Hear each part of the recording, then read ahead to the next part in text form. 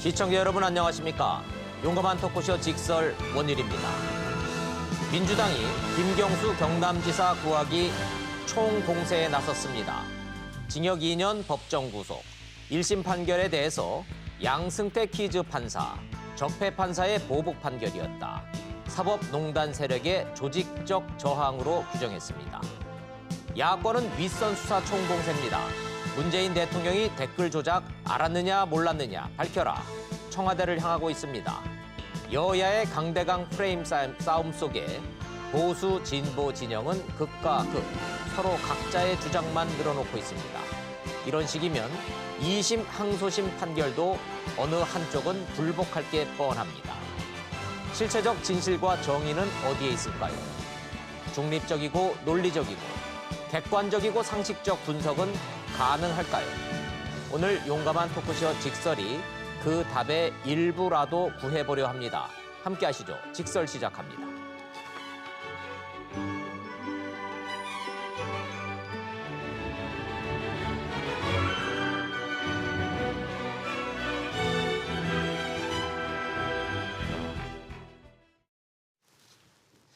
함께 해주실 패널 세 분 소개하겠습니다. 변호사 두 분입니다. 서기호 변호사, 서정욱 변호사 두 분 나오셨고요.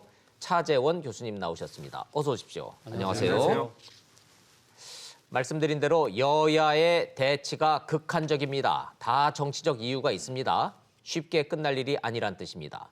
국회 상황 먼저 보시고 토론 시작하겠습니다. 김경수 지사에 대한 판결을 사법 적폐의 보복 재판으로 규정한 민주당.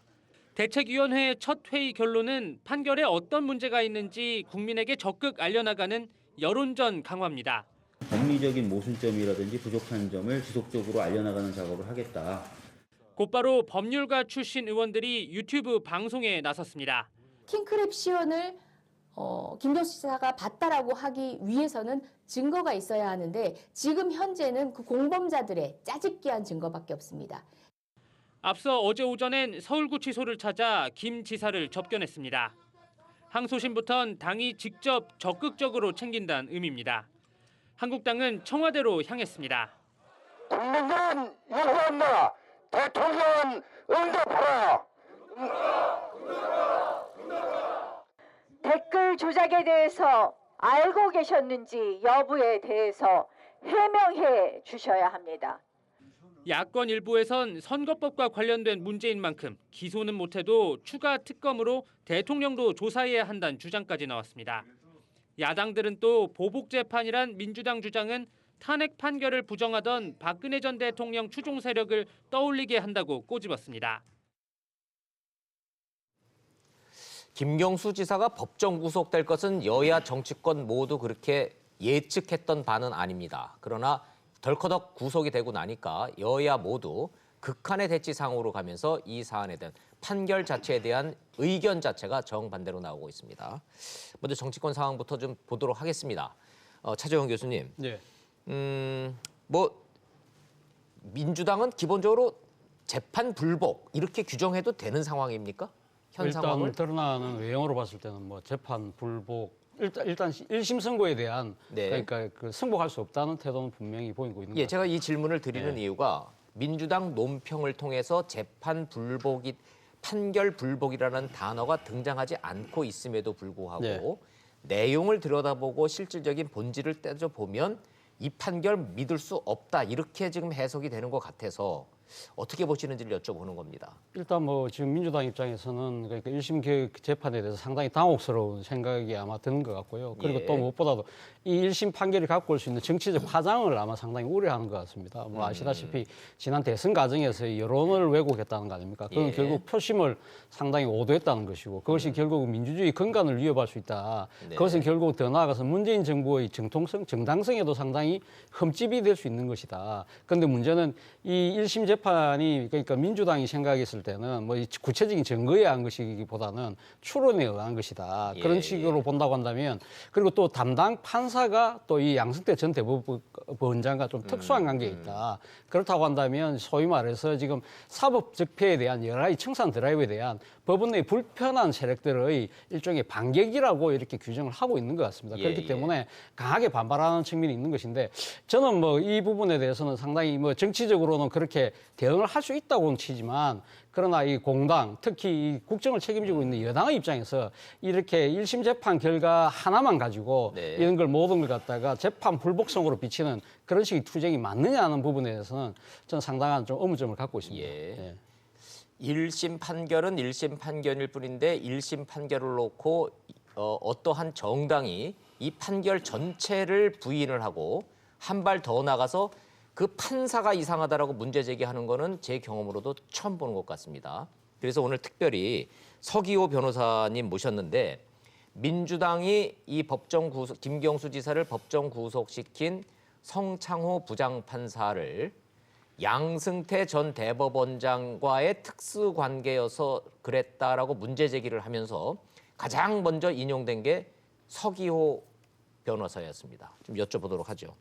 이거 제 얘기가 아니고 민주당에 있는 많은 분들이 성창호 부장판사가 양승태 키즈라고 서기호 변호사가 얘기했다 이렇게 얘기를 하던데 그 맞습니까? 사실 거기는? 어저께 예. 제가 거의 일곱 편의 방송에 출연을 했는데요. 예. 이 건 가지고 가는 곳마다 제가 양승태 퀴즈다라고 이야기했습니다. 성창호 부장판사를 판사로서 잘 그러니까 아시는 거죠? 네, 잘 알고 있습니다. 알고 있고. 물론 제가 뭐 친분이 있는 그런 사람은 아니지만 네네. 워낙에 법원 내에 저보다도 이제 사법연수원 기수로는 3년 위지만 네. 대학으로는 2년 후배입니다. 예. 그러니까 군대 가기 전에 예. 5학년 때 4학년 대학 졸업 마치고 5년째 예. 사법고시 좀 빨리 합격한 그야말로 이제 소년 급제한 그런 판사인데요. 본의 아니게 워낙 이제 유명 인사들이 돼버렸고 공인들이시니까 뭐 이런 하나하나를 좀 뭐 밝히면서 가보죠. 서울법대는 2년 후배시고 고시는 성창호 부장판사가 일찍 돼서 네, 그렇습니다. 법원 내부에서의 판사로서의 이 평판이나 이런 거에 대해서 잘 하신다 이제 이런 얘기일 텐데 자, 뭐 핵심부터 좀 여쭤볼게요. 양승태 키즈라고 규정을 했었던 근거를 여쭤보면 뭐라고 대답하시겠습니까? 네, 가장 큰 게 2012년 2월부터 2014년 2월까지 양승태 대법원장 밑에서 비서실에서 비서를 했습니다.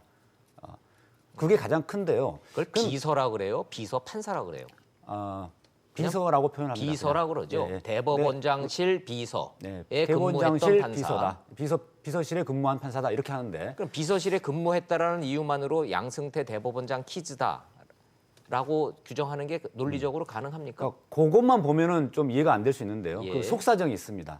자, 대법원장의 판사가 비서로 근무한다? 이거 자체가 되게 이상하지 않습니까? 비서라는 거는 우리가 행정 업무를 주로 하는 건데 허드렛 일을 하고요.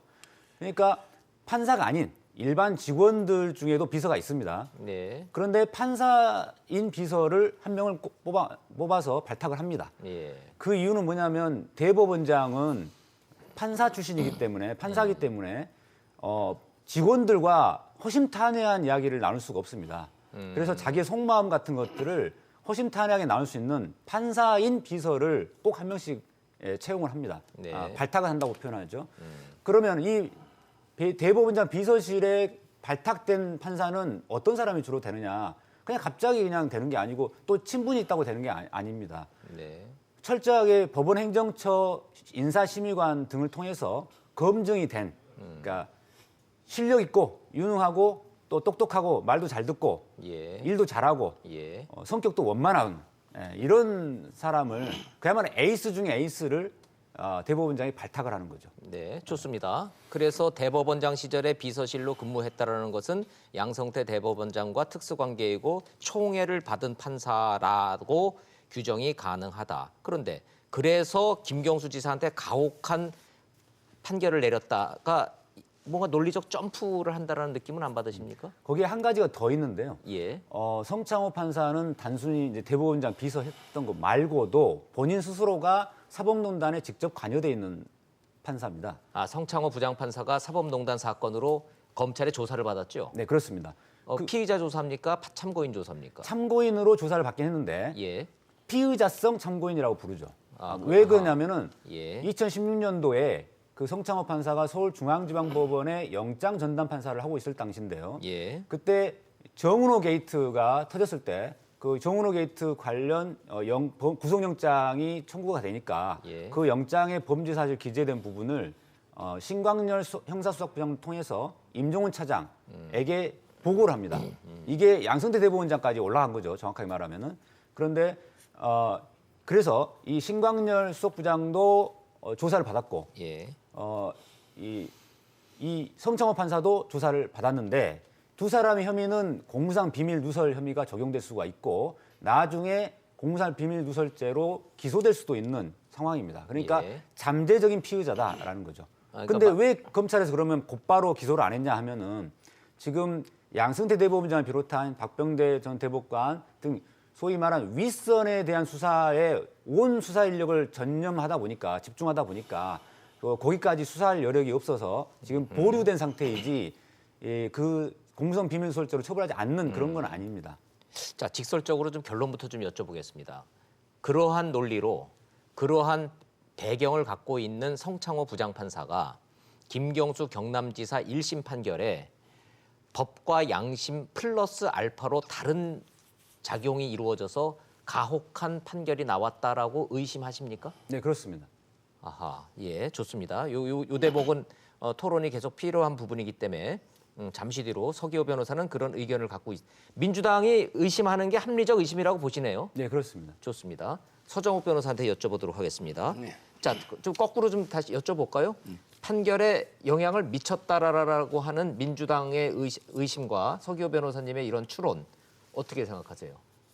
저는 이게 전혀 근거 없는 판사에 대한 인신공격 아닌가 이래 보이고요. 예. 성창호 판사가 근데 대법원에 처음 근무한 거는 이용훈, 예. 노무현적 이용훈 있잖아요. 예. 옛날 대법원. 예. 그때 그 인사심의관 요직 중에 요직을 했어요. 네. 그러면 이제 이용훈 퀴즈만 퀴즈지 갑자기 이게 왜 양승태 퀴즈냐 예. 이런 첫째 의문이고 두 번째는 이제 그 지금 대법원장 비서실의 판사를 파견하는 게 있잖아요. 네. 발탁. 지금은 이게 제도가 없어졌어요.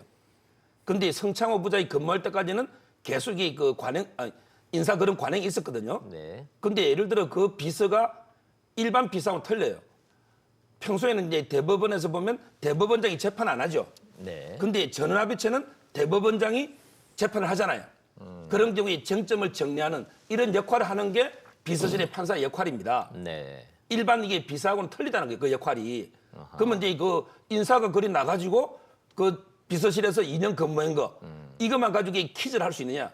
최소한 이게 양승태 퀴즈라고 하려면 뭐 오래 전부터 이게 양승태 대법원장이 키워줬다든지 예. 오래는 이게 근무를 해야 되는데 단지 인사 발령에 의해서 2년간 예. 어떤 전원합의체 쟁점 정리 이것만 가지고 이게 퀴즈를 하는 거는 지나친 게 아닌가 이런 생각이 들고요. 비서실 근무했다는 경력만으로 양승태 전 대법원장과 특수 관계라고 하는 이 규정 자체는 논리적이지 않다. 그렇죠. 이렇게 말씀하시는 자, 거예요. 그다음에 마지막 세 번째. 예. 그러면 이제 그 옛날에 박근혜 대통령 특활비 8년 예. 또는 이제 김기춘, 조윤선 구속영장 영장 발부. 이럴 때는 이게 양승태 퀴즈라고 왜 비판 안 하고 그때는 이제 촛불 판사라 그랬어요. 용기 있는 판사다. 아하. 그럼 이게 본인한테 유리한 판결하면 촛불 판사고 불리하면 이게 적폐 판사입니까? 민주당 그 논평이 그랬다는 말씀이시죠? 그렇죠. 어허. 오늘요. 예. 그럼 어제 이게 김경수 무죄하면요.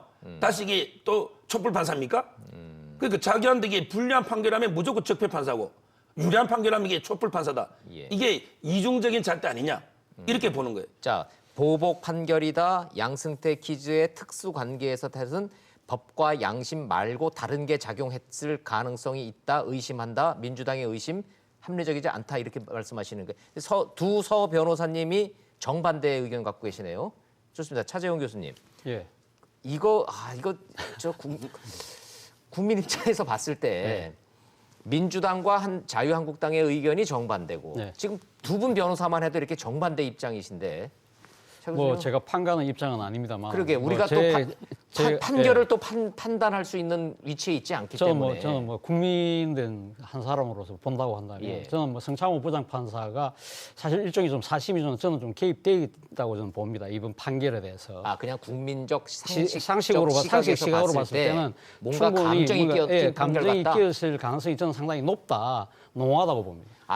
지금 양형을 말씀하시는 건가요? 아니 이 양형도 그렇고 이번에 재판 결과를 제가 쭉 한번 나름대로 따져보니까 판결문을 나름대로 뭐 다 읽어보진 않았지만 언론 보도를 중심으로 해서 쭉 한번 다 체크를 해보니까 네. 야, 이 정도인데 지금 이거 광역 단체장을 이렇게 법정 구속할 수 있을까?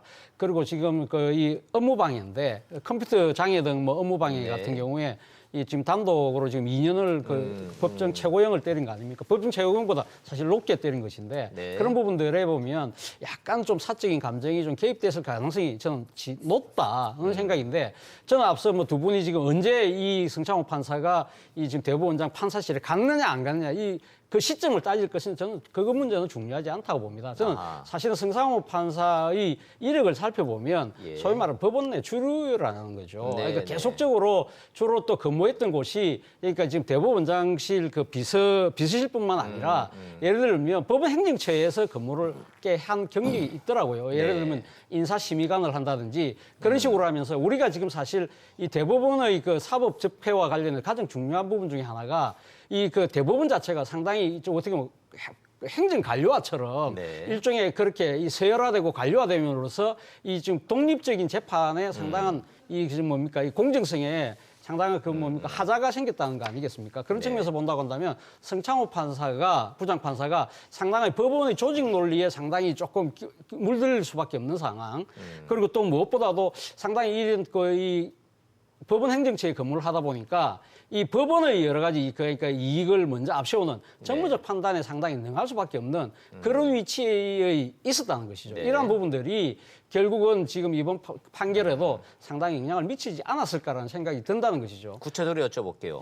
법정 구속이 감정이 섞였습니까? 징역 2년에 감정이 좀 섞였다고 보시는 겁니까? 저는 뭐 둘 다 양형도 그렇고 그리고 지금 법정 구속한 것도 사실 그렇다는 거죠. 사실 이 지금 바로 그 직전에 경남도지사를 했던 홍준표 도지사 물론 혐의는 다르긴 합니다만 그것도 어떻게 보면 정치 자금과 관련된 뭐 일종의 그런 부분은 오히려 더 재질이 나쁠 수도 있는데 그 경우 같은 경우는 1년 6개월인가요? 1년 6개월 나오고 법정 구속은 하지 않았지 않습니까? 그렇죠. 그러니까 그것은 뭐 여러 가지 도주 뭐 또 증거인멸 그런 것도 있지만 이 그 도민들 300만 도민이 뽑았다는 광역단체장으로서의 도전 공백에 대한 우려 이런 부분들도 상당히 고려를 했던 것이거든요.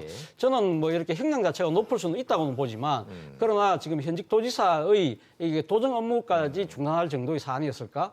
그렇다고 한다면 일종의 개인적인 감정도 작용하지 않았을까라는 생각이 든다는 것이죠. 일반인의 시각으로서의 차재원 교수님이 2년 법정 구속은 요건 좀 이례적이고 형평성에 안 맞는다라는 느낌을 갖고 계신다는 지적.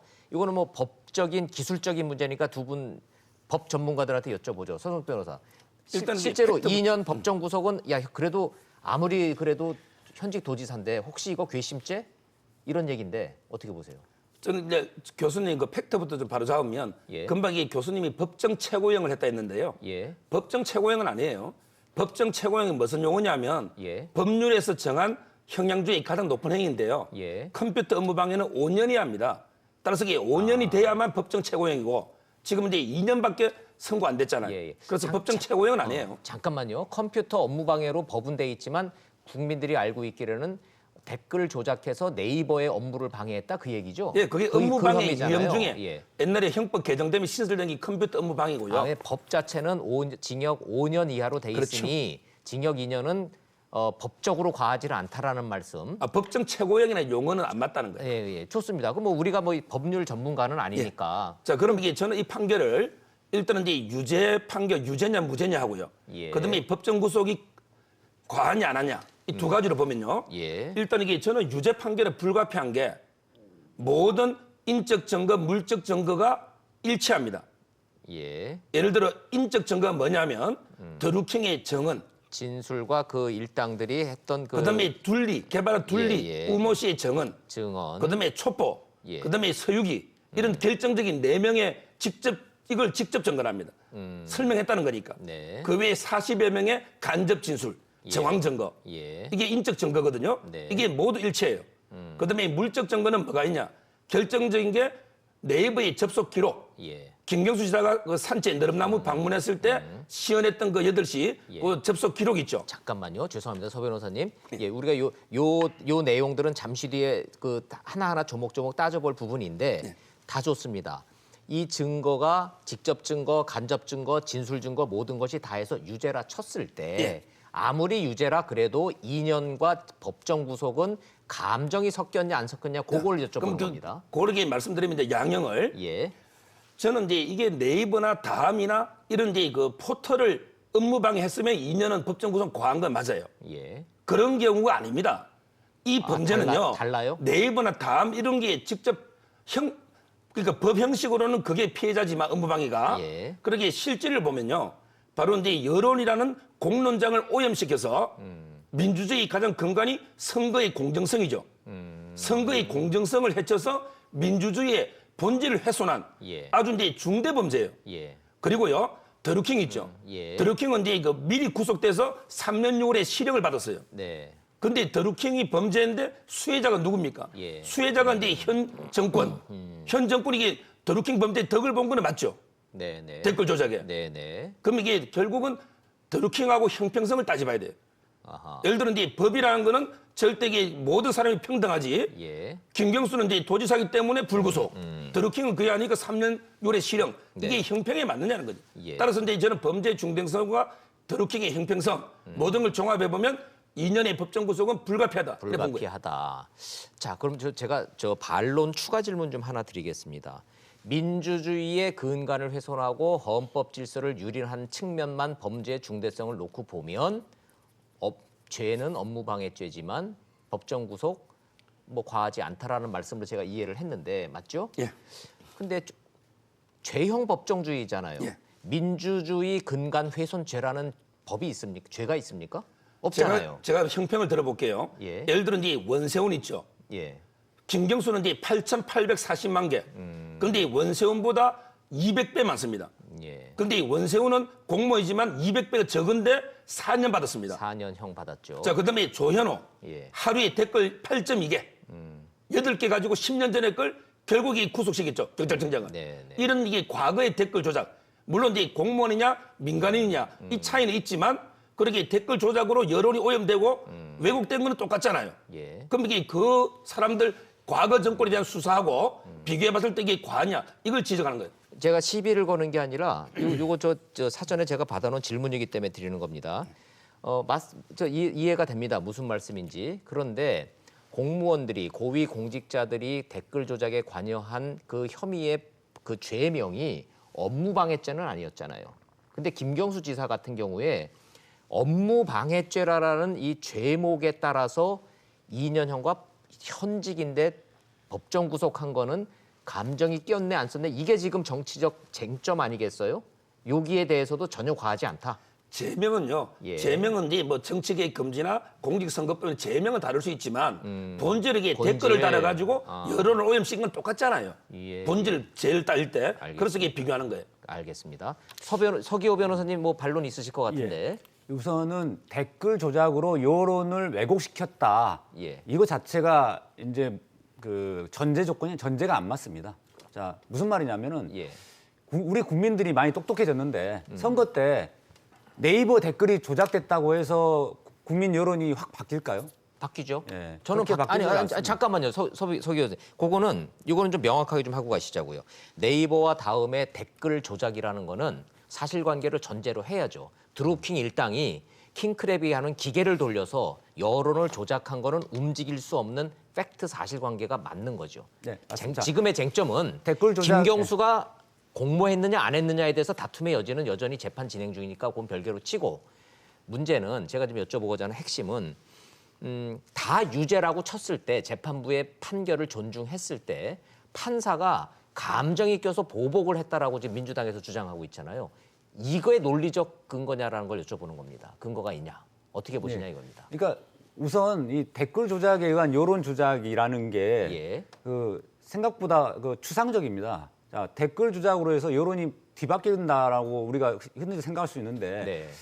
자, 구체적으로 예를 들어보겠습니다. 2017년 대선 때 문재인 후보가 박근혜 대통령의 탄핵과 더불어서 곧바로 유력한 후보로 떠올랐고 네. 그때부터 선거가 끝날 무렵 선거 바로 일주일 전까지도 20% 격차를 유지했습니다. 네. 거의 결정 그냥 문재인 후보가 당선되는 그런 분위기였죠. 예, 드루킹 큰 아니래도 차로. 당선된다 그렇죠. 이거죠. 그 당시 분위기가 드루킹의 댓글 조작으로 인해서 문재인 후보가 20% 격차를 유지해서 당선된 게 아니고요. 그거랑 관계없이 박근혜 대통령의 탄핵이라는 그 사건 자체가 어마어마한 영향을 미친 겁니다. 네. 자, 그래서 우리는 마치 댓글을 조작하면은 여론이 조작돼서 국민들의 여론 형성이 왜곡될 것이다, 표심이 바뀔 것이다라고 막연하게 추측을 한 건데 이것은 구체적인 통계를 우리가 잡아보는 게 없습니다. 그렇기 무슨 때문에 예. 원세훈 전 국정원장의 2012년 선거 개입 같은 경우도 사실은 그 댓글 조작으로 인해서 선거가 바뀌었다 이렇게 주장한 바가 없습니다. 그렇죠. 네. 예, 그러나 그것이 아니라 그 당시에는 진보 진영이 됐든 그 보수 진영이 됐든 댓글 조작은 그거는 해서는 안 되는 민주주의의 근간을 해치는 중범죄다라는 전제 아래 우리가 이 얘기를 한번 다뤄보자라는 데는 동의하시죠? 아니 그게 전 전제가 잘못됐다고 봅니다. 전제가 잘못됐다고 그게 보신다. 댓글 조작으로 예. 민주주의가 기본이 훼손된다. 이거는 좀 약간 논리적 비약이라고 저는 생각합니다. 아니, 근데 왜냐하면은 그 정도 수준이라면요. 아니 자, 박근혜 보십시오. 정권 때 댓글 조작한 사람들이 민주주의의 근간을 훼손했다는 이유로 다 감옥 가고 자, 징역형 그러니까 받았잖아요. 그 당시에 민주주의 근간을 훼손한 근본 원인은 댓글 예. 조작보다도 국가기관이 예. 정보기관이 그것도 조직적으로 움직였다는 겁니다. 예. 공무원 한두 명이 댓글 조작을 한 게 아니고요. 그거는 그래요. 국가기관 전체가 움직였기 때문에 이게 민주주의 근간을 훼손한 겁니다. 예. 경찰청, 그다음에 국정원, 뭐 기무사, 군대, 기무사까지 기무사, 예. 모든 국가기관이 총동원된 겁니다.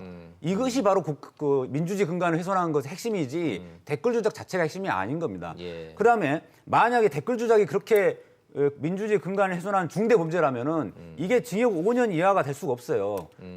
징역 10년 이상 이런 식으로 엄청나게 형량이 높아야 됩니다. 근데 그 얘기는 그렇게 말씀하시면은 국가기관이 나서서 댓글 조작하는 거는 중대범죄고 용병 써가지고 드루킹 같은 일당들 그 업자들 시키면은 그거는 좀 덜하고 그럴까요? 국가기관이 그 민간인을 시킨다면 그것 역시도 국가기관의 범죄입니다. 그렇기 때문에 이거는 국가공무원법 위반이 되는 것이고 그다음에 국정원법 위반이 되는 것이고 그런데 이 드루킹 사건은 국정원법 위반이니 공무원법 위반이니 이런 게 없어요. 예. 그냥 오로지 업무방해인 거죠. 예. 네.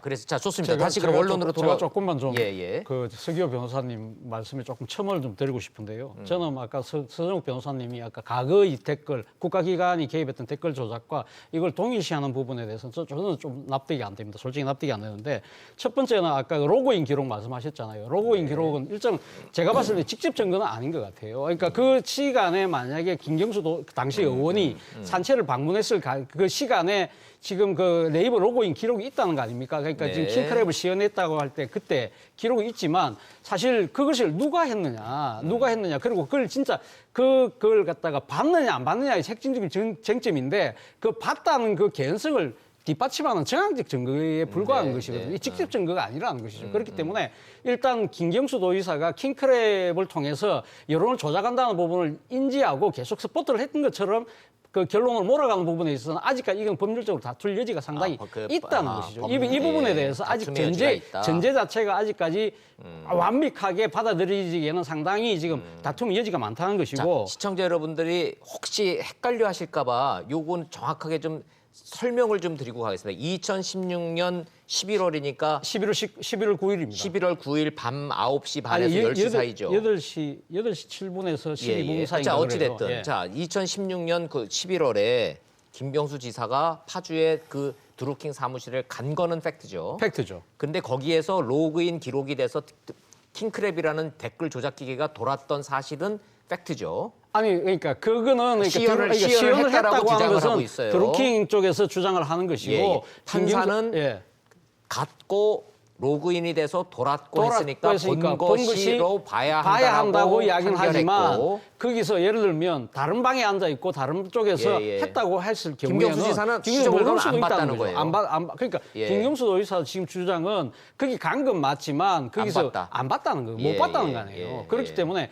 이 부분에서 전제가 아직까지는 아직 상당한 그 다툼의 여지가 있다는 예, 것이죠. 그거는 이 다툼의 결정적인 여지가 좀 증거라고 있어요. 네이버 로그인 예, 기록이 예. 결정적 증거라고 이야기하기에는 저는 상당히 앞서가는 측면이 분명히 있는 것이고요. 그리고 네. 또 하나는 앞서 그 2012년도에 국가기관이 대거 동원됐던 그 이 지금 이 조직적인 그 댓글 이 조작과 예. 그리고 지금 드루킹 일당이 했다는 부분은 상당한 차이가 있다는 것이죠. 그러니까 이거는 국가적인 기관의 그 상부에서 조직적으로 명령이 내려와서 직접 사람들이 직접 쓴 거예요. 네, 직접 네. 사람들이 달고 있는 거고 드루킹 일당은 물론 그러니까 경공모 회원들도 단 것도 있지만 예. 상당히 그 기계적 조작을 통해서 계속 반복적으로 생산해낸 그런 그 댓글도 상당히 있거든요. 그렇다고 했을 때 사람들이 만약에 그걸 댓글을 봤을 때 느끼는 차이가 어떻게 그러니까 직접 사람이 쓴 거하고 예. 이 기계적으로 계속적으로 반복적으로 생산된 거하고 과연 여론의 차이가 얼마만큼 있을 것인가. 그리고 또 하나는 이것이 드루킹 경공모 일당이 그 뭡니까 처음에 댓글 조작하는 것은 어떻게 보면 자신들의 그 위세를 가시하기 위해서 자발적으로 됐다가 나중에 김경수 도지사하고 연계가 된 측면이 있다. 네, 네. 동기가 처음부터 출발이 다르다는 거죠. 예, 예. 다르다는 거. 또 하나는 뭐냐면 2012년도의 대선 결과를 한번 보자는 거죠. 그러니까 당시 박근혜 당선자와 문재인 후보 간의 표차가 약 3.5% 정도 차이 났습니다. 그렇다고 그렇죠. 한다면 그때의 댓글 조작에 의해서 민심이 끼치는 영향이 상당히 클 수 있다고 한다면 예. 지난 재작년이죠. 재작년 조기 대선 결과에서는 지금 문재인 후보가 41%, 홍준표 2등 후보가 24%, 17% 차이예요. 네. 그렇다고 한다면 그때의 기계적인 댓글 조작이 과연 이 지금 그 표심의 예, 전체적인 대세를 좌지우지했을까? 네, 네. 이런 차이는 분명히 우리가 예, 짚고 그럼 넘어가야 저에게 된다는 토론에서 그 부분은 좀 배제하고 가죠.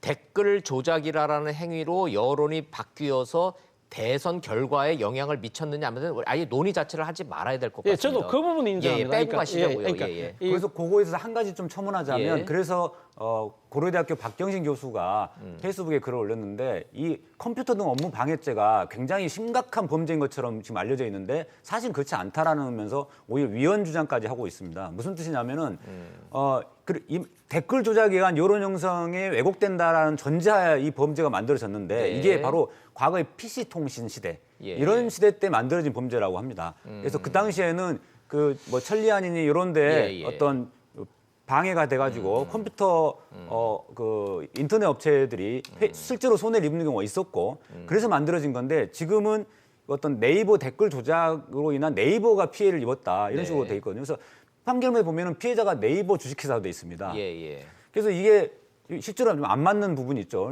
그리고 혹시 제가 잘 그 이해를 했나 싶어서 시청자 여러분들이 같이 좀 혼선을 빚으실까 봐 이 질문을 대신 좀 드려보는데 뭐 킹크랩이라고 하는 댓글 조작 기계를 돌려서 여론을 조작하고 이렇게 했던 댓글 행위 자체가 그렇게 뭐 대단한 범죄가 아니다라고 말씀하시는 건 아니시죠? 그 자체는 중대 범죄. 그러니까 법정형이 5년 이하인데요. 예. 딱 그 수준인 거죠. 징역 딱 5년 그 이하의 수준이다. 범죄라는 것은 그렇게 심각한 범죄가 아닙니다. 자, 좋습니다. 우리가 그러면 다시 원론적인 질문으로 돌아가죠. 그거를 공모했다라고 믿었던 1심 판사가 그래서 징역 2년 법정 구속시켰어요. 그래서 과한 양형입니까? 예, 그러니까 과한 양형이죠. 과한 양형이라고 과한 말씀하시는 양형인데 거다. 그 예. 근거가 한 가지 더 추가하자면은 그 아까 교수님도 말씀하셨지만은 킹크랩 시연을 김경수 지사가 봤다라고 하면서 직접 증거가 있는 것처럼 이야기하거든요. 물적 예, 증거가 예. 있는 것처럼 이야기하거든요. 예. 그런데 여기서 말하는 직접 증거가 하려면은 김경수 지사가 킹크랩 시연되는 장면을 보고 있는 그 장면이 CCTV로 화면을 찍혔다든가 아, 뭔가 있어야 되는데. 사진으로 찍혔다든가 예. 이런 게 바로 직접 증거인 거죠. 아, 봤다라는 거에 대한 직접 증거. 아하. 그런데 지금은 킹크랩이 돌아가고 예. 있었다라는 것만 있지 봤다라는 증거는 없습니다. 본인은 그래서- 시종일관 나는 안 봤다는 거죠. 그래서 김경수 킹크랩은 지사는. 돌아가고 있을지 몰라도 김경수 지사는 다른 방에서 뭐 두루킹하고 이야기를 하고 있거나 이랬을 수 있는 거죠. 얼마든지. 예. 그 김경수 지사가 시종일관 부인하고 했던 나는 못 봤다라고 하는 부분을 재판부가 받아들이지 않았다. 요 대목에 대해서 지금 의심하고 불만을 제기하고 있는 겁니다. 민주당과 그 민주당의 의견에 그 합리적이라고 보시는 분들의 생각은 그런 쪽으로 좀 정리가 되는 것 같습니다. 그럼에도 불구하고 1심 재판부가 이거는 똑 떨어지는 증거다, 스모킹 건이다라고 한 게 몇 개 있죠. 그렇죠. 그거 저는요. 예. 증거라는 게 하나하나 떼서 보면 안 되고요. 증거는 이제 모든 인적, 물적 증거를 종합해서 판단해봐야 되는데 네. 일단은 이제 이거 드루킹 측에 김경수 지사한테 시연했다는 거 있잖아요. 예. 11월 9일 날. 예. 그때 4명의 진술이 일치합니다. 드루킹뿐만 아니라 근데 결정적인 둘리 우모 씨 진술을 판사는 가장 신뢰하고 근데 있어요. 김경수 지사는 저들이 거짓말하고 있는 거라고 얘기하니까 자, 제가 한번 그건 빼고. 물어볼게요. 예. 예를 들어 그 사람들이 거짓말하면 자기 형량이 줍니까? 드루킹은 이제 3년 6월 나왔어요. 그렇죠. 5년이 하는데 의외로 많이 나왔죠? 예. 오히려 이게 더 가중돼요. 그렇잖아요. 자기들이 순수하게 김경수하고 공모 안 하고 순수하게 나는 그냥 문재인 지지해서 올린 거다. 이러면 이게 가벼워요. 근데 김경수가 공모가 되면 조직적으로 되잖아요. 예. 그래서 형량이 3년 6월 놓은 거예요. 자기한테 더 불리하게 형량이 놓은 거예요. 거짓말할 실익이 없다. 자기한테 이게 더 불리한 결과 3년 6월 엄청난 형이 놓은 거 아닙니까? 네. 그런데 순수하게 민간단체에서 자발적으로 지지해서 조작했다면 형량이 집행유예든 벌금까지 놓을 수 있는 거예요. 그렇죠? 진술의 신뢰도가 그래서 판사가 받아들인 거다. 그 첫째 그거고요. 예, 자, 그다음에 이해됐습니다. 두 번째. 이해됐습니다. 예. 두 번째 이제 온라인 보고를 계속 드루킹이 보냈잖아요. 예. 그게 이제 그게 놓는데 킹크랩 완성도 98%. 예. 이런 이제 문자 주고받은 게 놓은 거고요. 그다음에 김경수 지사가 기사를 갖다가 홍보해달라고 보낸 거 있죠, URL로. 예. 근데 드루킹이 처리하겠습니다. 예. 그랬잖아요. 예. 그런데 김 지사는 이걸 홍보용이다. 이렇게 해명했잖아요. 근데 그 기사 내용을 보니까 전부 이게 문재인한테 불리한 기사예요. 불리한 기사를 홍보해달라고 뿌립니까? 우리 이제 불리한 기사는 댓글을 조작해서 우리 내려서 더 방어하는 거 아닙니까? 댓글을 조작하는 네, 그 네. 내용이. 네. 앞뒤가. 예. 저는 이게 김 지사의 말이 계속 조금씩 바뀌면서 앞뒤가 안 맞고 이런 이제 여러 가지 증거를 판사는 종합해 보는 거예요. 그리고 이제 이거 자꾸 추론한다 이런 게 많다고 하는데 네. 그런 이제 여러 정황 증거들은 한 단계 추론하는 과정을 원래 거치는 거예요. 예. 예를 들어 이게 직접 증거는 드루킹의 증언 이런 건 직접 증거지만 예. 여러 가지 간접 증거는 판사가 경험칙과 상식에 맞게 합리적 추론 과정을 거치기 예. 때문에 판결문 그런 용어 놓은 거지. 그럼 이게 예를 들어 다스 MB 거나 전부 이게 박근혜 대통령 직접 증거 있습니까? 예. 다 이게 여러 가지 간접 증거 가지고 판사가 합리적으로 추론하잖아요. 예. 그 과정을 거친 겁니다. 근데 자, 저는 예. 그 서정욱 변호사님 말씀 듣고 제가 조금 이해가 안 되는 부분이 아까 드루킹 일당이 그럼 왜 거짓말을 하겠느냐. 자기들이 조직적으로 개입했다고 하는데 그러면 형량이 높아질 것인데 왜 거짓말할 이유가 없다고 이야기를 하잖아요. 네. 근데 이 사건이 맨 처음에 어떻게 시작됐는지를 우리가 한번 따져보자는 거죠. 예. 이 사건이 이렇게 이 수면 위로 올라온 이유가 드루킹 일당이 그 정부 여당을 공격하는 댓글을 아주 많이 만들어서 그걸 뿌림으로써 거기에 대해서 수사가 시작됐던 예, 거거든요. 예. 근데 왜 그러면 드루킹 일당은 정부 여당을 공격했을까요? 지난 대선 과정에서는 이 정부 여당, 그러니까 그때 당시 야권을 네. 상당히 지지하던 입장에서 왜 바뀌었을까? 그것은 결국은 지난번 자신들이 생각했을 때 자신들이 열심히 대선 과정이 도왔는데 네. 거기에 대한 보상이 제대로 없었다고 생각을 했기 때문에 여기 손봐야 되겠다 생각해서 앙심을 품고 보복을 하기 시작했던 그렇죠. 것이거든요. 예. 그렇기 때문에 그 과정에서 자신들의 여러 가지 발각이 됐잖아요. 그런 예. 상황에서는 이제는 입장을 바꿀 수가 없는 것이죠. 이제는 그 뭡니까 이 민주당 또 뭐 문재인 정부하고 싸울 수밖에 없는 상황이라고 한다면 그 상징적 그 대척점에 있는 김경수 도지사를 끝까지 물고 내려갈 수밖에 없는 그런 상황을 그런 우리가 상황이었다. 예. 그러니까 도외시할 수 없다는 거죠. 이게 지금 시계열을 자꾸 넘나들면서 시청자 여러분들한테 그래서 설명을 제가 드려야 드리고 싶은 되는데 이야기는 예. 이 항상 대법원에서는 항상 그 뭡니까 최종적으로 무죄 나올 때는 그렇잖아요.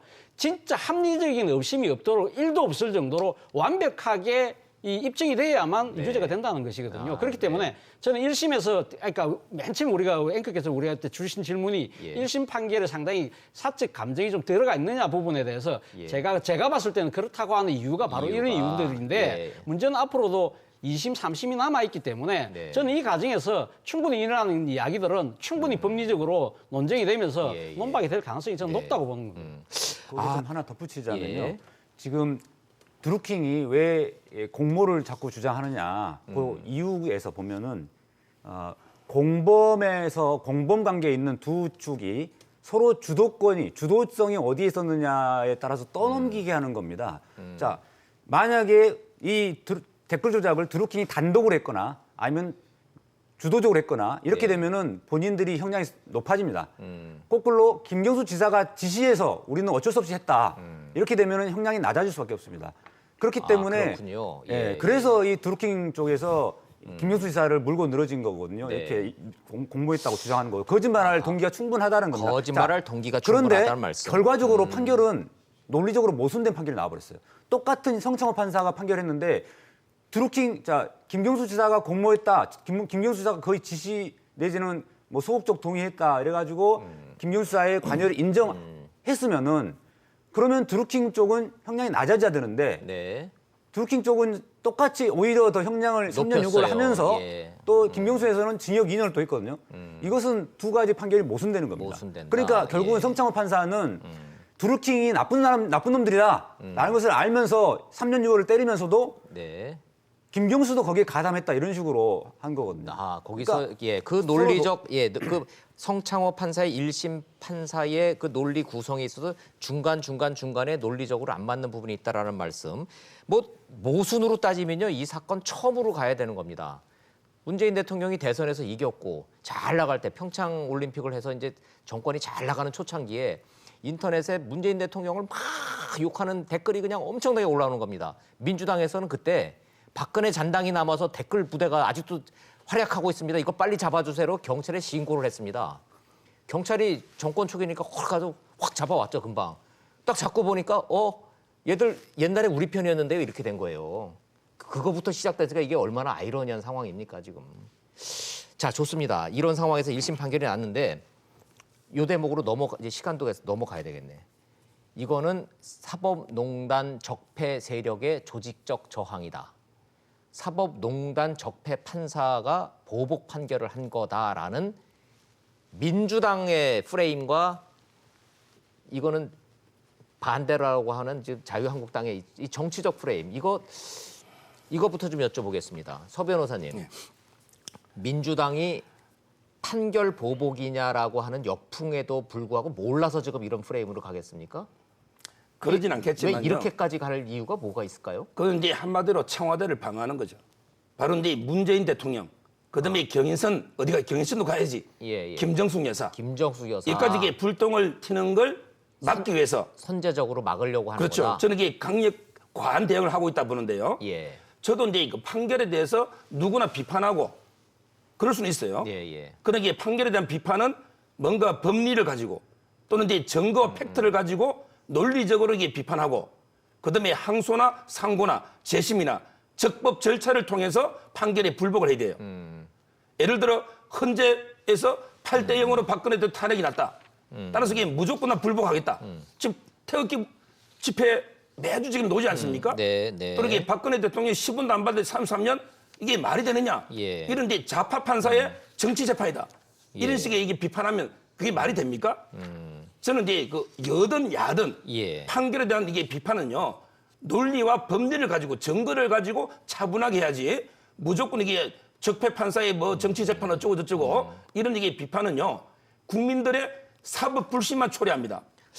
그런데요. 여기서 제가 지금 반론 질문을 좀 드리는 것이 판결문에 이례적으로 판결문을 제가 이렇게 쭉 읽어보면 어떤 법리만 쭉 다른 게 아니라 이게 업무방해냐 안 해냐만 따지면 되는 그 1심 판결문에 보면 뭐 소속 정당에 도움을 주고 뭐 정치적으로 뭐 도움을 주고 선거에 영향을 미치고 하는 이런 좀 이렇게 이걸 넘나드는 판결문이 좀 있는 것 같다. 이런 지적들이 좀 많이 나오고 있잖아요. 그거는요. 예를 들어 이제 양형을 정하려면 당연히 그 판사가 판시해 줘야 되는 거 아닙니까? 왜 2년을 선고하고 왜 법정 구속할 수밖에 없느냐? 이걸 이게 설명하기 위해서는 정당 관련성을 당연히 판시할 수밖에 없는 거고요. 그렇게 볼 수 있다. 제가 이제 아까도 말했지만 지금 이대로 되면요. 어느 국민도 이제 판결 선고 안 합니다. 예를 들어 이 보수 국민들은 뭔가 박근혜 대통령이 이명박 대통령 불리한 판결을 놓으면 전부 이게 좌파 판사가 편향된 정치 재판 아니냐. 이렇게 다 비판하고 있어요. 또 이게 진보는 또 불리한 게 나오면 무조건 이게 적폐 판사다. 그럼 이게 어느 국민이 과연 판결에 승복하겠는가? 이거는 이게 엄청난 지금 법치의 위기고요. 제가 한마디만 딱 드리면 법치주의라는 게 뭐냐면요. 어느 검사가 수사하나, 어느 판사가 재판하나, 똑같은 사안은 똑같은 결론이 나온다는 국민의 믿음. 이게 법치거든요. 예. 근데 그 믿음이 허물어지고 있어요. 예. 아니 허물어졌죠. 그러니까요. 지금 없으니까 우리도 이런 그러면 토론하는 거 아닙니까? 저는 이게 집권 여당이든 예. 야당이든 이런 이 법치의 위기를 지금 오히려 조장하고 있잖아요. 오히려 이게 일반 진보 국민들이 성장판 공격해도 집권 여당이라면 야 이게 적법 절차가 있으니까 이렇게 과한 비판하면 안 된다. 우리가 항소해서 증거 가지고 하나는 따져보자. 이렇게 해야 되는데 오히려 이게 집권 여당이 앞서서 판사를 공격하고 불복하면 그럼 이게 우리나라 법치는 어떻게 세웁니까? 네.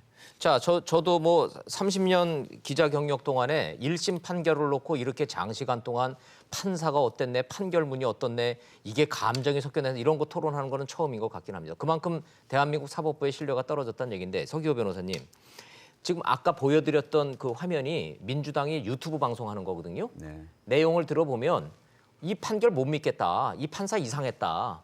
그래서 우리는 이러이러한 걸로 지금 주장한다. 대국민 여론전을 하겠다. 사실관계를 바로하겠다. 사법부를 정면 지금 공격하고 있어요.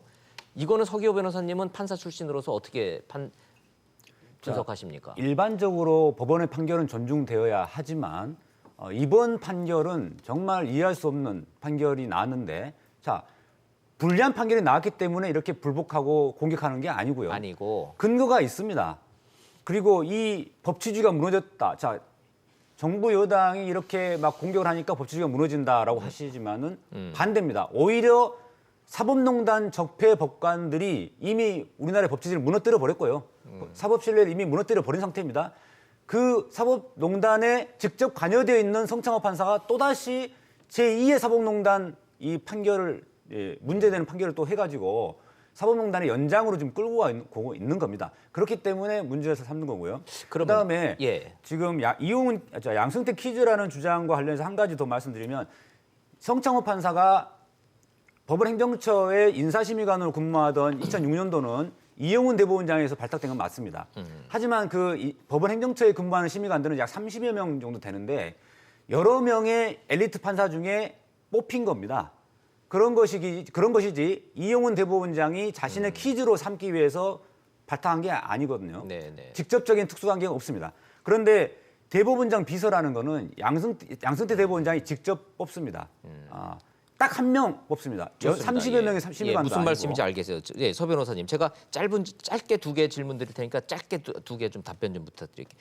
그렇게까지 문제가 있는 판사였으면 왜 기피 신청을 안 했죠? 예, 그 부분에 대해서 설명을 드리면 성창호 판사는 원래 굉장히 재판을 원만하게 진행하기로 소문이 자자한 변호사들 사이에서 다 인정하는 그 재판 진행은 잘하는 판사입니다. 이거는 제가 인정합니다.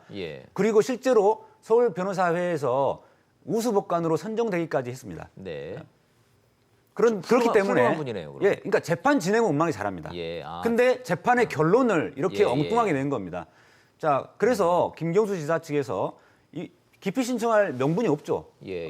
다 이야기도 잘 들어주고. 명분이 없어요? 아니 이런 사안의 재판인데 당신은 성향이 그러니까 나 못 믿겠다. 바꿔달라 그럴 수 있지 않습니까? 아닙니다. 법적으로 기피 신청을 요건이 안 하려면 돼요. 어떤 불공정한 재판이 된다는 우려가 있어야 되는데 그 특수관계 있다라는 것만으로는 좀 부족하고 실제로 이 재판장이 그러한 불공정한 재판을 시도하는 정황들이 나와야 비로소 기피 신청을 할 수 있고 그래야지 기피 신청이 받아들여질까 말까 하는데요. 또 한 가지는 우리나라 법원에서 기피 신청을 해도 받아들여진 사례가 없었습니다.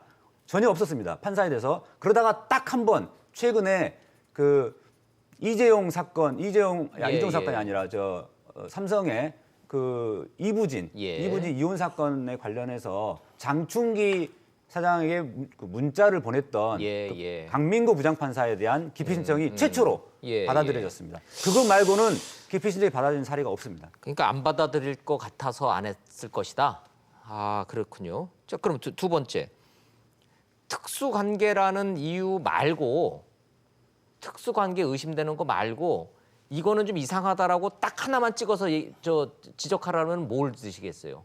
가장 큰 게 법정구속이죠. 법정구속. 이건 과해도 너무 과했다. 이거는 모든 법조인들이 거의 대부분 법조인들이 현직 광역 단체장에 대해서 법정구속한 거는 굉장히 이례적이고 실제로 사례가 없었습니다. 그만큼 도지사는 도정 공백이 우려되기 때문에 매우 심각한 범죄가 아닌 한 그것을 법정구속할 수는 없는 거죠. 좋습니다. 자, 이거 법률 전문가보다는 차 교수님한테 좀 여쭤봐야 될 것 같은데 이거 이제 항소심 가면은 치열하게 다투겠죠? 그렇죠. 치열하게 다투는데. 예, 말씀하신 그런 합리적으로 의심되는 예. 부분이 대목 있다라는 부분을 이제는 싸울 거 아니겠어요? 그렇죠. 그런데 문제는 지금 그 앞서도 제가 모두에서 말씀드렸습니다만 민주당이 지금 이번 1심 재판 결과를 양승태 그러니까 지금 이 세력의 그러니까 일종의 조직적 보복성, 저항이다. 조직적 저항이다 예. 하는 식으로 이렇게 규정하는 부분은 그러면 저는 상당히 항소심 항소심 자체가 예. 어떤 식으로 결론이 나온다 하더라도 그게 또 다른 또 이 상당히 시비가 불가피할 수밖에 없는 상황이거든요. 예. 그렇기 때문에 저는 뭐 이런 측면에서 본다고 한다면 모르겠습니다. 그러니까 민주당 의원들 입장에서 다 헌법기관이고 하니까 예. 이제 1심 재판의 부당성에 대해서 개별적으로 이야기하는 건 저는 충분히 가능하다고 봅니다. 그러나 공당 차원에서 당 차원에서 이걸 갖다가 1심 재판의 성격을 규정을 해서 예. 이렇게 마치 성창호 부장판사를 넘어서 예. 그 이에 지금 우리가 의심되는 소위 말해서 양승태 전 대법원장의 세력이라는 사람들을 뭉뚱그려서 그것이 마치 지금 그 법원의 재판을 좌지우지하는 것처럼 규정해 버릴 경우에는 저는 앞으로 상당히 지금 민주당이 추진하고 있는 사법 적폐 청산에도 상당히 저는 스스로의 네네. 자충수가 될 수밖에 없다. 그렇다면 두 번째, 네. 성창호 판사 탄핵하겠다. 이건 얘기돼요? 탄핵 부분은 저는 뭐 탄핵 부분은 사실 앞서 우리 서기호 변호사께서 말씀하셨지만 이 그 성창호 부장판사가 당시 그 뭡니까 그 정은호 게이트 때 구속영장을 발부하면서 거기에 대한 걸 갖다가 당시 임종원 법원행정처 차장에게 보내줬다. 예. 그런 부분 때문에 검찰 조사받았잖아요. 예. 그 부분은 별개로 그거는 뭐 지금 그 만약에 다른 지금 아니, 국제 그건 차원에서 별건이니까. 할 경우에 예. 저는 충분히 할 수 있다고 보지만 그러나 지금 1심 재판 결과가 나오고 난 뒤에 성창호 부장판사에 대해서 민주당이 주도가 돼서 만약에 그렇게 할 경우에는 상당히 정치적인 오해와 시비를 낳을 수밖에 없는 상황이다. 그거는 그런 측면에서 예. 본다고 한다면 이 부분 좀 신중할 필요가 있다는 것이죠. 예. 그런데 문제는 앞서도 제가 말씀드렸습니다만은 민주당이 지금 결국 그러니까 문재인 정부가 지금 하려고 하는 것이 사법부의 독립과 중립과 공정성을 확보하려고 하기 위해서 지금 사법 적폐를 청산하려는 네, 거 아니겠습니까? 네. 그런데 이 과정에서 지금 1심 재판 이 결과를 갖고 침소봉대를 해서 이걸 갖고 모든 대법원의 그러니까 법원의 재판 자체가 좌지우지되는 것처럼 이렇게 몰아갈 경우에는 결국은 역풍을 수 역풍이 있다. 나오죠. 그러니까 항소심이 어떤 결과가 나온다 하더라도 상당히 이렇게 또 다른 정치적 시비를 넣을 수밖에 없는 것이고 그러게요. 이런 과정에서 민주당이 주도하는 사법 적폐 청산 드라이브에 얼마만큼 진정성이 실릴 수 있느냐는 예, 겁니다. 예. 그런데 저는 그런 생각합니다. 국민들도 귀 있고 눈 있고 다 판단할 수 있거든요. 네. 그렇다고 한다면 1심 재판 결과에 대해서 정당이 공식적으로 나와서 왈가왈부하는 것은 저는 상당히 잘못됐다고 생각합니다. 저는 민주당도 잘못됐지만 예. 어제 자유한국당이 청와대 앞에 가서 이야기하면서 대통령에 대한 수사 운운했어요. 예. 아직까지 그까지 하기에는 저는 상당히 문제가 있다. 예, 여야 결국은 지금 모두, 여야가 예. 지금 이렇게 대여론전을 하는 것은 결국 항소심 재판도 국민 여론에 의해서 좌지우지시키겠다는 거죠. 쉽게 말해서 정치적 논리 그 오염된 여론을 갖고 예. 그 재판 결과를 자기 유리한 쪽으로 갖고 가겠다는 것인데 이것이 예. 과연 사법부의 올바른 길을 내세우려고 하는 정치 세력들의 합당한 행위냐는 것이죠. 따지고 보면 A하고 B하고 싸우다가 이게 해결이 안 나오면 야 판사한테 가서 물어보자 해서 재판하는 건데 재판 결과가 나왔는데 그 재판 결과를 가지고 이제는 국민 여러분 우리 말이 맞습니다 하고 이제 대국민 여론전으로 가니까 참 답답하기는 한데 이게 지금 현실이긴 합니다. 그래서 서정국 변호사님 제가 몰라서 여쭤보는데 항소심이라는 거는 서울 고법으로 사건이 가는 거죠? 그렇습니다. 그럼 고법의 부장 판사님들이 사건을 맡게 되죠? 예. 민주당 주장 들어봤더니 고법의 부장 판사들은 더 적폐 세력이고 더 사법농단에 관련된 판사들이 많아서 더 걱정이다 이렇게 얘기하던데. 그렇죠. 그거 맞습니까? 아주 이게 부적절한. 그러니까 이게 자꾸 이게 국민의 사법 불신을 민주당의 초래하는데 주장을 여쭤보는 게 아니라 네. 고법 부장들은 나이가 더 많고 더 보수적 성향이 있고 더 과거 보수 정권의 우호적인 판결을 내릴 우려가 있다라고 하는 이 일반적인 게 법조계 내에서 어떻게 저는 이게 전혀 아니라 생각해요. 고법 부장님들은 예. 다 나름대로 이게 법리 해박하고 재판을 이게 잘하기 때문에 부장이 되는 거예요. 아니요, 근데 양승태 전 대법원장과 친하기로 따지면 성창호 부장판사보다는 고법 부장님들이 더 친했다 이 주장이던데요. 그럴 수는 있죠. 성창호 기준으로 본다면 예. 나름대로 이게 고법 부장 중에 대법원의 법원 행정처 안 거친 사람이 거의 없잖아요. 그러니까요. 그런 면에서 본다면 그럼 이게 어느 판사인데도 못 믿죠. 제 말은 이게 자꾸 근거 없는 그러니까 대법원에 근무했다는 이유로 무조건 이게 적폐 판사니까 못 믿겠다 이런 식의 비판하는 게 국민의 사법 불신을 초래한다는 거고요. 예. 일단 이게 조금 전에 그 서기호 판사님 팩트부터 바로 잡으면 단체장 중에 법정 구속이 없다 했는데 옛날에 99년인가 제가 알기로 임창열 예. 이분에게 구속이 돼가지고 계속 옥중 결재를 했어요. 아이 그 뒤로 정권 바뀐 게 몇 자, 번인데요. 그때하고 근데 지금 제발 맡긴 그 기억이 이후에도, 나요. 저도 제 기억은 말은 나는데. 그 이후에도 예, 예. 옥중 결재가 너무 많아서 예. 지방자치법이 111조 개정이 예. 돼가지고 이제는 이제 그 김경수처럼 구속이 되면 바로 이제 부단체장이 대의하는 걸로 예. 바뀐 거고요. 저는 이제 유죄 중에 오히려 구속 안 된 게 홍준표 대표. 예. 우리 이제 그게 대표적인데, 근데 홍준표 대표는 증거가 이미 돈을 줬다는 분은 돌아가셨고, 돌아가셨고, 그다음에 예, 전달했다는 사람 배달 사고가 날 수 있으니 예. 판사가 볼 때는 이게 얼마든지 좀 애매하기 때문에 법정 구속 안 한 거지. 지금 이게 김경수 씨하고 단순 비교할 건 아니다. 이 말씀을 드리는 거고. 네, 그다음에 알겠습니다. 금방 질문에 대해서 예. 자, 그 법은 그렇다 치면 그럼 이게 대법원 한번 봅시다. 대법원장이 김명수 누가 임명했어요? 누가 임명했어요? 대통령이요. 자, 그다음에 그 외 대법관 한 7, 8분 누가 임명했어요? 예, 대법원장이. 그럼 다 그럼 이게 이제 지금 바뀌었죠. 현 정권에서 임명한 게 과반이 넘죠? 그럼 이게 대법원에서 얼마든지 공정한 판결 기대할 수 있는 거죠. 따라서 이게 다투면 되지. 자꾸 이게 불신할 게 아니고 상고 가면 그럼 이게 결국 현 정권에 임명한 게 다수가 되는 대법원에서 공정하게 판결할 거 아닙니까? 예. 이런 절차로 불복을 해야지. 왜 1심부터 이렇게 비판하냐 말이에요. 자, 그러면 두 분의 말씀은 판결에 대해서는 호불호와 찬반이 있을 수 있지만 정당들은 빠져라. 지금 그 말씀하시는 건가요, 두 분은? 공통적으로? 그러니까 제 말은 이게 2심, 3심 있고 3심은 현 정권이 임명한 대법관들이 과반인데 예, 이런 게 적법 절차로 불복하면 되지. 굳이 1심 판결 가지고 왜 이렇게 판사를 탄핵하니 어쩌니 이렇게 과하게 공개하냐 말이에요. 예, 예. 서기호 변호사님 어떻게 보세요? 이게 정당들이 이게 빠져야 될 상황이 상식이기는 한데 정당들 얘기를 들어보면 다 이유가 있다는 거 아니겠어요? 그렇습니다. 이제 바람직한 거는 이렇게 정당이 나서서 하는 거는 바람직하지 않은 건 맞습니다. 예. 법원 판결은 존중돼야 되는 게 맞는 거고요. 그런데 지금의 상황은 너무 이게 사적 감정에 의한 또는 사법농단 적폐 세력에 의한 적폐 법관에 의한 보복 판결 이런 가능성이 충분히 근거가 있고 그렇기 때문에 이렇게 나설 수밖에 없는 것 같은데요. 국민들이 볼 때는 어떤 여야가 극한으로 대립하는 모습을 보이는 것이 당연히 안 좋습니다. 보기에는. 하지만 그 정치권에 제가 4년간 있어 보니까 이게 또 그렇게 그런 것 때문에 나서지 않을 수도 없는 그런 상황이 또 연출이 되더라고요. 그래서 어떻게 하란 얘기예요? 지금 제가 이제 저희가 계속 저는 이거 하다 보니까 밤새게 생겼는데 뭐 어차피 정쟁은 시작된 거고요. 그러니까 정치권이 이제 제가 뛰어들었고 여야가 대치하는 것 자체를 지금 뭐 바람직하지 않으니까 하지 마라 이런 것은 현실적으로 좀 불가능한 상황이고 예. 어차피 이런 상황에서는 최대한 근거를 가지고 합리적 예. 근거를 가지고 이야기하는 쪽으로 이렇게 가야겠죠. 고법 판사님들에 대해서는 뭐 같은 그 부분에 대해서도 어떻게 보세요? 지금 민주당의 주장이 충분히 근거가 있습니다. 예를 들어서 작년 6월 달로 돌아가 보면은 그때 양승태 대법원장이 놀이터 앞 기자회견을 통해서 재판은 신성한 것입니다. 재판에 도저히 관여한다는 게 있을 수 없는 겁니다. 이렇게 항변을 하자 대법관 13명이 성명서를 내가지고 양승태 대법원장의 기자회견을 지지하는 내용의 성명서를 발표했고요. 그다음에 서울 고등부장 부장판사 회의에서 그렇기 때문에 검찰 수사는 필요 없다. 이렇게 결론을 내렸습니다. 그리고 법원장 회의에서도 마찬가지고요.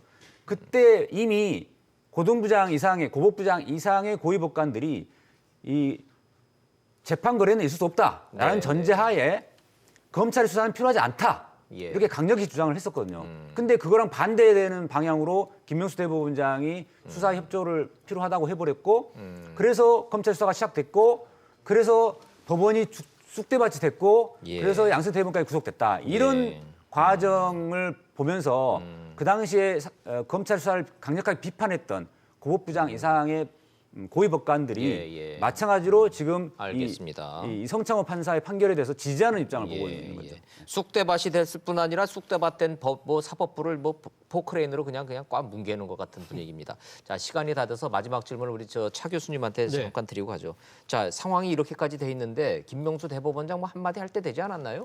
오늘 출근하면서 기자들 질문에 이야기를 했다고 합니다. 그러니까 재판 독립의 원칙은 지켜져야 된다.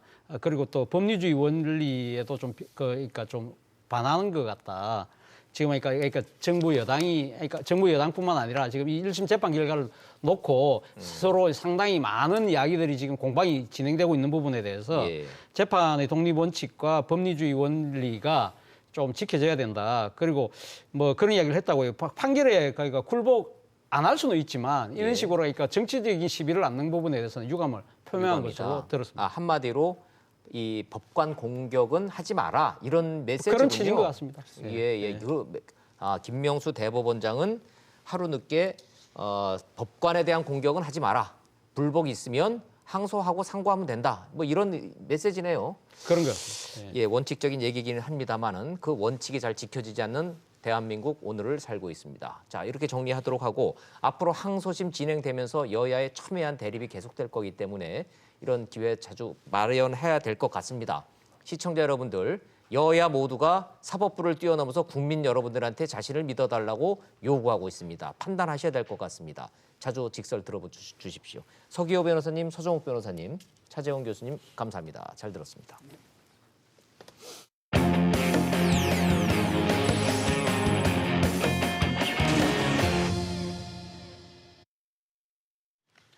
오늘 한 건의 중요한 판결이 또 나옵니다. 여비서를 성폭행한 혐의로 재판받고 있는 안희정 전 충남지사 2심 항소심 선고입니다. 어떤 내용 될지 같이 한번 예측을 해보시죠. 영상 보시고 이슈 따라잡기로 돌아오겠습니다. 서울고등법원은 오늘 오후 2시 반 안희정 전 충남지사의 항소심 선고를 내립니다. 안 전 지사는 충남지사 시절이던 재작년 7월부터 지난해 2월까지 지위를 이용해 수행비서 김지은 씨를 여러 차례 성폭행한 혐의를 받고 있습니다. 1심 재판부는 두 사람 사이 위력 관계가 존재했지만 실제로 위력이 행사됐다고는 볼 수 없다며 지난해 8월 안 전 지사에게 무죄를 선고했습니다. 지난달 9일 결심 공판에서 검찰은 상급자가 권세를 이용해 성적 자기결정권을 침해한 전형적인 권력형 성범죄라며 안 전 지사에게 1심과 같은 징역 4년을 구형했습니다. 김지은 씨의 변호인은 아무리 권력자라도 위력으로 인간을 착취하는 일이 두 번 다시 없도록 해달라는 김 씨의 편지를 법정에서 대신 읽었습니다. 안 전 지사는 최후 진술에서 많은 기대를 받은 정치인의 한 사람으로서 무한한 책임감과 부끄러움을 느끼고 반성한다면서도 경험한 사실들이 고소인의 주장과 상반된다고 혐의를 부인했습니다. 위력은 있지만 행사되지 않았다는 1심 판결이 유지될지 위력의 존재 자체를 곧 위력 행사로 볼 수 있을지 2심 재판부 판단에 관심이 집중되고 있습니다. 이슈 따라잡기 시간이 돌아왔습니다. 이수희 변호사님 나오셨습니다. 어서 오십시오, 이 변호사님. 예, 안녕하세요. 변호사가 신도 아닌데 예. 변호사들은 다 아는 것처럼 국민들이 묻잖아요. 예. 어떻게 될 것 같아요? 따로 질문 많이 받으셨을 텐데 저도 또 묻습니다. 안희정 2심 무죄입니까, 유죄입니까? 저는 애초에 이 사건이 터졌을 때부터 이거 법적으로 유죄받는 거는 쉽지 않을 거다. 쉽지 않다. 예. 그 얘기는 항소심 2심에서도 무죄 나올 가능성이 높다라는 게 대체적인 법조계의 전망이에요? 예, 이제 항소심에서 증인이 이제 그 직접적인 피해자, 그러니까 고소인까지 뭐 이름이 다 나왔으니까 김지은 씨 신문까지 해서 한 7명 증인 신문을 했대요. 그거는 이제 검찰 쪽에서 아마 보강하는 증인들이었을 거예요. 그럼 뭐 새로운 그 진술이 나왔을 건 아닌 것 같고. 새로운 진술이나 새로운 증인이나 새로운 증거가 뭐 추가 제출된 거는 없다 이렇게 알려져 있는데 그거 맞죠? 예, 그런 거죠. 이제 김지은 씨가 1심 판결에서 뭐 그 좀 피해자다움이라고 이제 그 여성 단체에서는 맹비난을 했는데 그러니까 그런 그 위력에 의한 간음 피해를 봤다고 하는 당일날 뭐 안희정 지사에게 뭐 좀 호의적으로 보일 만한 그런 행동을 했다든가 그래서 피해자스러움이 없다. 예, 그런 부분에 대해서 아마 김지은 씨가 직접 출석을 해서 자기가 이제 아마 거기에 대해서 해명하는 그런 저기 증인 신문이 있었을 텐데 얼만큼 재판부로서 그것이 설득력이 있었는지 거기에 달려 있을 것 같습니다. 저희 시청자 중에 한 명이 저한테 미리 좀 의견을 주신 게 좀 있어요. 피해자스러움이라는 게 뭡니까? 그럼 성폭행 당한 여성은 피해자스럽기 위해서 막 자해하고 막 죽는다고 난리를 펴야 그럼 그게 피해자스러움인 겁니까?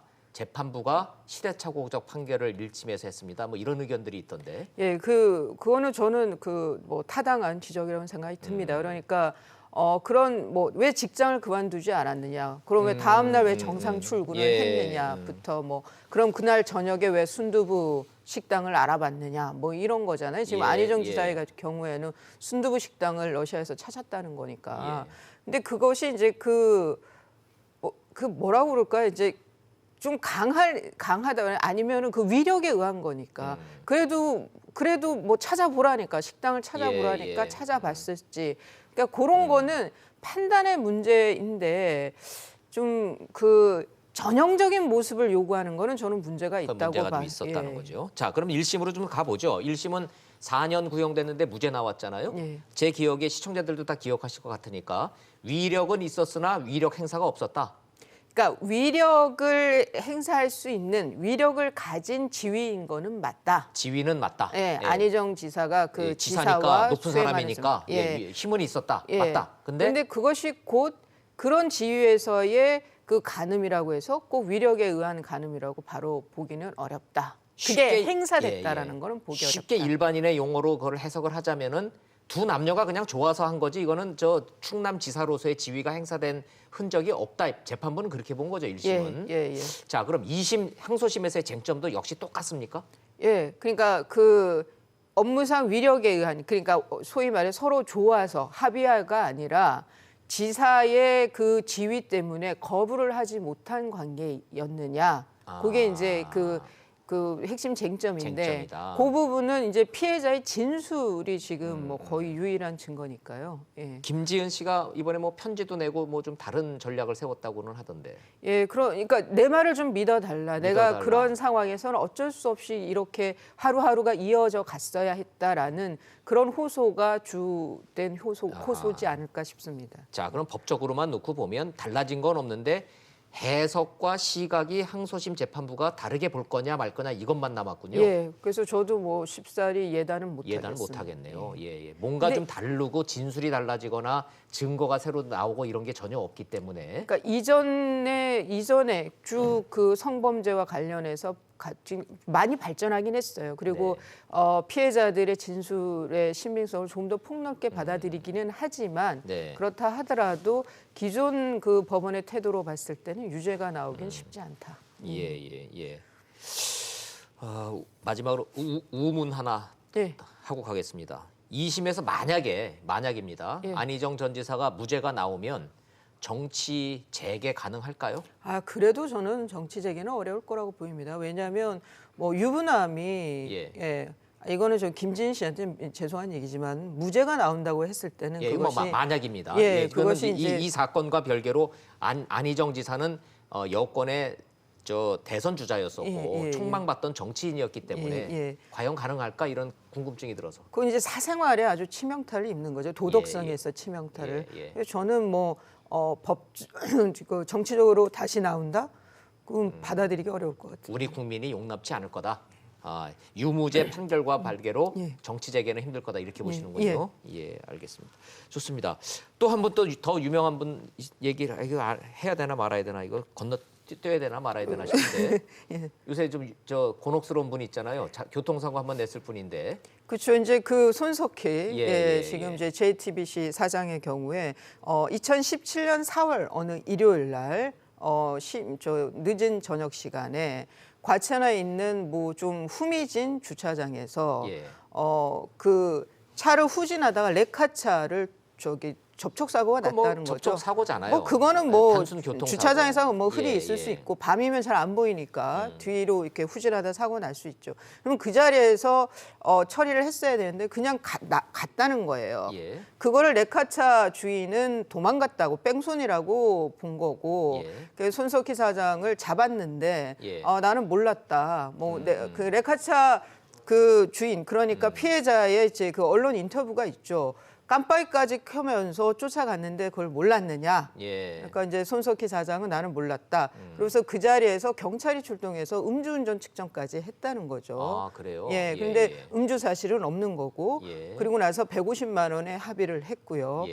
그걸로는 뭐 그 단순 사고예요. 있을 수 있는. 그것 때문에 무슨 앵커직에 내려와야 된다 뭐 이렇게 요구할 만한 사안은 근데 지금 아니죠. 이 세간에 자꾸 이게 주목을 받고 이 사건이 자꾸 재조명되고 하는 이 뭐 쟁점이라는 게 있을 거 아니겠습니까? 근데 이제 이 그러면 왜 도망갔냐? 예. 손석희 사장은 몰랐다라고 지금 저쪽 그 차량 사고 난 거를 몰랐다는 예, 거니까 비포장이라, 뺑소니가 예, 아닌 거고. 뺑소니 아니라는 거죠. 레카차 피해자는 뺑소니인 거죠. 알고 이거는 모를 수가 없다. 알고 도망간 거다. 그러니까 뺑소니다. 그럼 왜 뺑소니를 했냐? 왜 도망갔느냐? 거기에 대해서 이제 그 레카차 그 주인 그 피해자의 기사 말에 의하면 그 접촉 사고가 나기 전에 예. 손석희 사장이 몰던 차에 그러니까 주차돼 있던 차에서 젊은 여성이 내렸다는 거예요. 그래요? 예, 그 주차장에선 젊은 여성이 내렸고 결국은 이 단순 교통사고, 접촉사고가 쟁점이 아니고 예. 동승자가 있었느냐 없었느냐가 더 쟁점이 돼버렸다? 예, 그리고 그게 시간대가 그 늦은 저녁 시간이었고 또 그 장소가 후미진 주차장이고 그리고 뭐 레카차 주인 저기 기사의 말에 의하면은 젊은 여성이 내렸다라고 그래요? 하니까 뭐 세간의 관심이 이제 요 대목에서 거죠. 그 두 사람이 나눈 그 전화 내용이 녹취가 돼 있는 거죠? 예, 그러니까 이게 이제 첫 시작이 예. 김웅이라고 하는 기자가 내가 손석희 사장한테 폭행을 당했다라고 하는 폭로가 있었죠. 예. 그러고 나서 그게 보도된 그날 손석희 사장이 그즈음에 이 레카차 기사에게 예. 2년 전 갖고 있던 그 연락처로 연락을 해서 전화 통화가 된 거예요. 그러면 예. 그거 한번 들어보죠. 예, 어떤 예, 그러시죠. 손석희 사장과 레카차 기사가 어떤 대화 내용을 좀 주고받았는지 한번 들어보죠. 예. 젊은 여자가 타고 있었더라 뭐 이런 얘기를 했다고 저한테 그 협박을 해가지고 그런 사실이 없었거든요. 선생님께서 아니다라고 그러시면 제가 뭐 드릴 말씀은 없습니다. 근데 예. 제가 현장에서 여자분이 내리는 거는 봤거든요.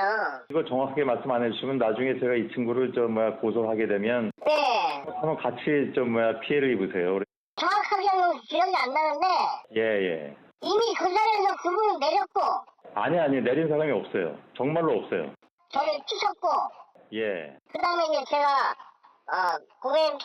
선생님 차량을 쫓기면서 멈추라고 했는데 맞아요. 예. 안 멈추시고 그냥 가셨어요. 예, 차가 막 이제 덜컹덜컹 거기 가면 비포장 그렇죠. 예. 그래서 저는 그걸 모르고 대화 내용으로만 보면 결과적으로 뺑소니 의심을 받을 그런 착오에 의해서 한 거는 인정을 했고 예. 동승자 부분은 말이 완전히 정반대네요. 그러니까 이제 동승자 부분이 지금 저 녹취록에서는 손석희 사장이 내린 사람 없다. 거기선 내린 사람이 없다라고 하는데 내린 사람이 없다라는 거하고 아무도 없었다 하고는 또 별개의 문제인가요? 그 내린 사람이 없다는 거는 안에 탄 사람은 있을 수 있느냐 그러면 뭐 그거는 3단 논법으로 하면 사실 그렇게 가기는 하는데. 근데 견인차 운전자는 나는 여자 내리는 걸 봤다라고 여자 내리는 걸 하니까. 봤다는 거죠. 그러니까 이제 손석희 사장은 거기 여자 내리지 않았다. 거기 대로변에 어떻게 내리냐 그러니까 다시 아니 거기 이제 그 전에 이미 내렸다. 접촉사고 나기 전에 내렸다. 뭐 이런 이제 견인차 기사가 얘기하는 게 나오는데요. 또 그 김웅 기자와 또 그 얘기한 녹취록에 의하면은 노모를 모셨다. 뭐 노모였다. 그럼 어디로 가는 거였느냐고 김웅 기자가 물으니까 내가 그걸 왜 너한테 알려줘야 되는데 뭐 이런 류의 또 얘기가 있죠. 그러니까 동승자에 대해서 김웅 기자와 얘기할 때는 노모라고 얘기를 했다가 또 이 레카차 기사와 얘기해서는 뭐 내린 사람 없다고 했다가 이렇게 좀 그 얘기가 왔다 갔다 하니까 더 지금 궁금증이 증폭을 하는 거죠. 그게 시간대가 몇 시입니까? 지금 한 10시대라고 지금 그렇게 오전 10시인가요? 아니요. 밤 저 10시인가요? 밤 10시입니다. 밤 10시. 과천. 또 뭐 일요일이죠, 일요일. 그렇게 알려져 있습니다. 일요일 밤 10시 과천. 손 사장 댁은 평창동. 근데 이 뭐 그 과천 근방에서 사셨다고 그러죠? 손석희 사장이. 그래요.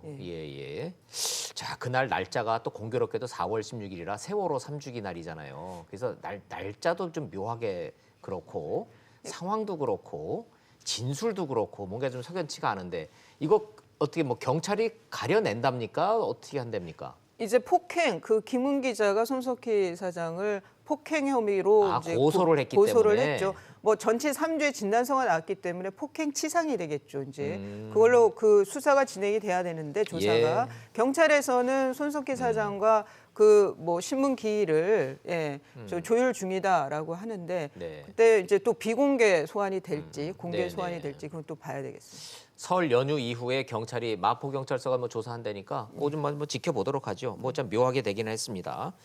자, 뭐 저 마지막으로 홍준표 전 대표가 라디오 인터뷰 하다가 뭐 화가 나서 또 확 일부러 끊었다는 얘기가 있던데. 예, 이제 KBS의 라디오 인터뷰 도중에 예. 이제 김경수 경남지사는 구속이 됐는데 법정 구속이 예, 됐는데 홍준표 지사는 1심에서 유죄가 났는데 법정 구속이 안 됐었죠. 앞에서 이제 그랬어요. 서정욱 예. 변호사가 예, 그 우리 이유를 다 얘기를 밝혔습니다만은 했습니다. 예.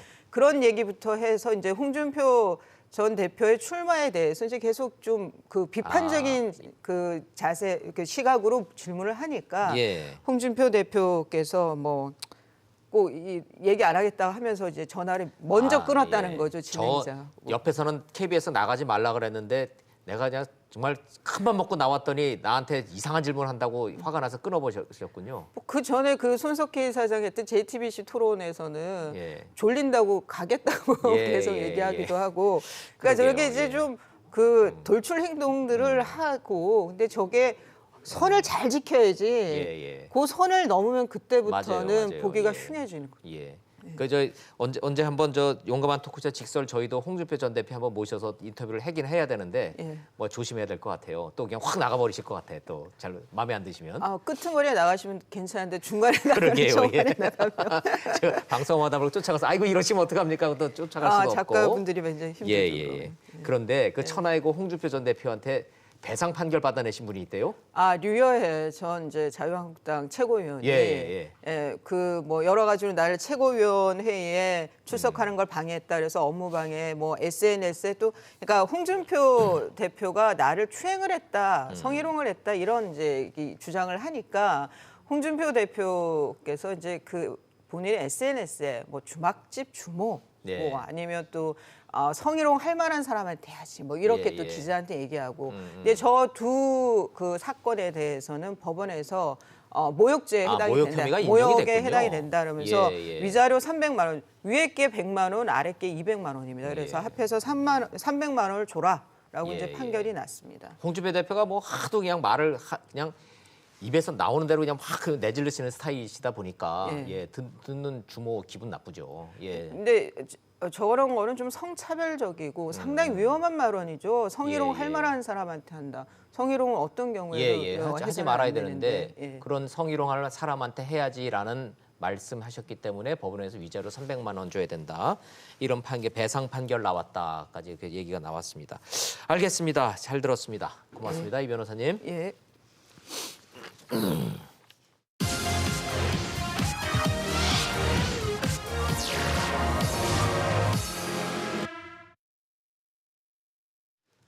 법관 공격 바람직하지 않다. 김명수 대법원장이 하루 만에 이렇게 발언했습니다.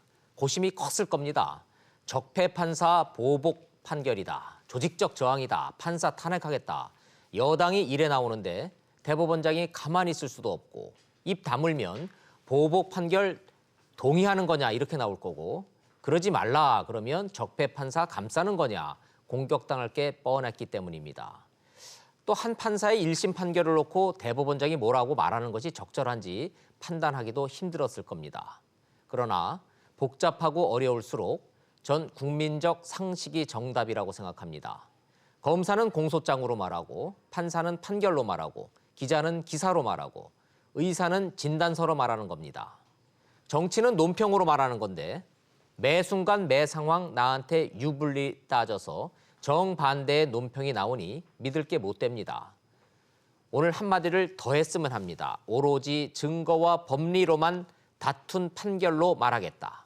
짧고 굵게 김명수 대법원장이 이 한마디를 덧붙여줬어야 합니다. 그래야 2심 항소심 재판부가 말 그대로 정무적 판단이 아닌 법대로 양심대로 판결할 거 아니겠습니까? 대법원장의 발언 이해 못할 바는 아니지만 앞으로 어떻게 할 건지 걱정입니다. 직설 마칩니다. 시청해 주셔서 고맙습니다.